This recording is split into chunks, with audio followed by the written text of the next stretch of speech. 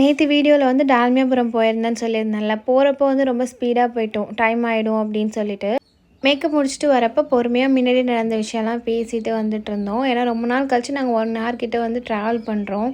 மதியம் வீட்டுக்கு வந்து சாப்பிட்டெல்லாம் முடிச்சதுக்கப்புறம் ஃப்ளிப்கார்ட்டில் வந்து ஒரு சாம்சங் மொபைல் வந்து ஆர்டர் போட்டிருந்தேன். என்னோடய வீட்டுக்காரோட தம்பிக்கு வந்து போட்டிருந்தேன். அது வந்துருந்துச்சு. அவங்களே பார்சல்லாம் பிரித்து டேமேஜ் எதுவும் இருக்கான்னு பார்த்துட்டு தான் கொடுத்துட்டு போனாங்க.